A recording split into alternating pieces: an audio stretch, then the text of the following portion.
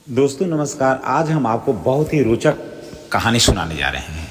एक गांव में एक गरीब किसान रहता था। वहां पर 2-3 साल से बारिश नहीं हुई थी, जिस वजह से वहां सारी जमीन सूख चुकी थी। किसान बहुत दुखी था क्योंकि वह अपने जमीन पर कोई भी फसल उगा नहीं पा रहा था। सर्दी का मौसम था। आज किसान पेड़ के नीचे आराम कर रहा था। तभी उसकी नज़र एक सांप पर आया। सांप अपना फैन फैलाए बैठा हुआ था। किसान के मन में ये बात आई कि ये सांप काफ़ी सालों से यहाँ रहता है। ये भी इस अकाल के समय में मेरी तरह खाना ढूंढने में इसको भी परेशानी होती होगी।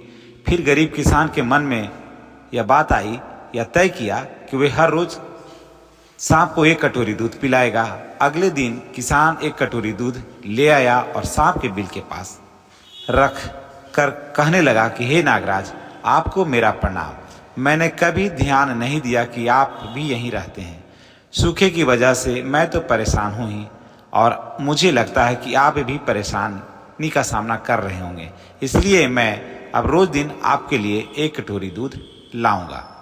ये बोलकर किसान ने कटोरी वहीं पर छोड़ दिया और दूध के साथ वहाँ से चला आया। अगली सुबह जब वह कटोरी लेने वापस आया तो उसने देखा कि कटोरी में कुछ चमक रहा है। किसान ने कटोरी को उठाकर देखा तो उसके अंदर सोने का सिक्का है। फिर किसान हर रोज सांप को 1 कटोरी दूध पिलाता और अगले सुबह हर रोज उसे एक सोने का सिक्का मिलता। एक दिन किसान को किसी काम से शहर जाना था। उसने अपने बेटे को यह जिम्मेदारी सौंप दी कि तुम जाकर सांप को दूध पिला देना। उसने अपने बेटे को कहा कि ध्यान से 1 कटोरी दूध सांप के बिल के पास रख देना। किसान के बेटे ने अपने पिता के कहे अनुसार 1 कटोरी दूध सांप के बिल के पास रख दी। अगले सुबह उसे भी सोने का सिक्का मिला।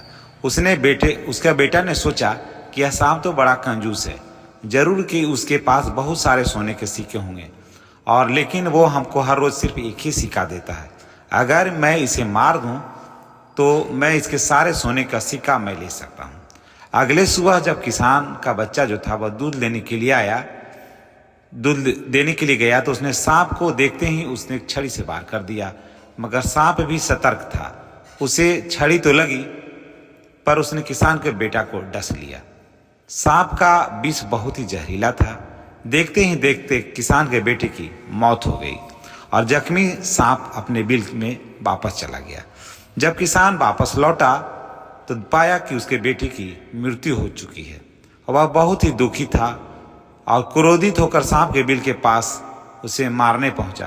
तभी उसने देखा कि सांप काफी चोटिल है। उसे देखते ही बात में समझ में आ गई कि उसके बेटे ने सांप पर हमला किया था। वो समझ गया कि परिस्थिति कुछ ऐसी हो गई होगी कि सांप ने उसके बेटे को डस लिया होगा। उसने हाथ जोड़कर सांप से माफी मांगी और सांप ने से अपने बेटे को वापस लाने के लिए कहा कि हे नागराज, मैं अपने बेटे की तरफ से आपसे माफ़ी मांगता हूँ। कृपया करके उसे माफ़ कर दीजिए और हमारा बेटा को लौटा दीजिए। थोड़ी देर के बाद सांप अपने बिल में जाकर एक मलहम लाया, जड़ी बूटी दी। गरीब किसान जड़ी बूटी लेकर उसने मरे हुए बेटे के पास गया और नाक के पास लगा दिया और एक मलहम जैसा कुछ था वो जहाँ सांप काटा था वहाँ लगा दिया। थोड़ी देर के बाद बेटा खांसता हुआ उठ खड़ा हो गया। जिंदा होने के बाद किसान के बेटे को उसकी गलती का एहसास हुआ। वो अपने पिताजी को सारी बात बताई और सांप के बिल के पास गया और हाथ जोड़ करके माफ़ी मांगी और बोला कि हे नागराज, मुझे क्षमा कर दीजिए। अब मैं किसी भी पशु, पक्षी या जानवर पर मैं हमला नहीं करूँगा। आप मुझे क्षमा दान दे दें। सांप भी खुश होकर सिर हिलाया और वापस अपने बिल में चला गया। इस कहानी से हमें यह सीख मिलती है कि हमें लालच कभी नहीं करना चाहिए। लालच बुरी बला है। और दूसरी सीख मिलती है कि हमें निर्दोष जीवों पर कभी हमला नहीं करना चाहिए। जो हमें बिल्कुल भी परेशान नहीं करते हैं उन्हें हमें भी परेशान नहीं करना चाहिए। उम्मीद है कि यह कहानी आपको जरूर पसंद आई होगी।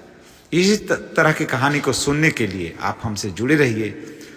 जल्द ही मिलते हैं एक नई कहानी के साथ। तब तक के लिए धन्यवाद। आपने जो वीडियो पर समय दिया है इसके लिए आपको बहुत बहुत धन्यवाद।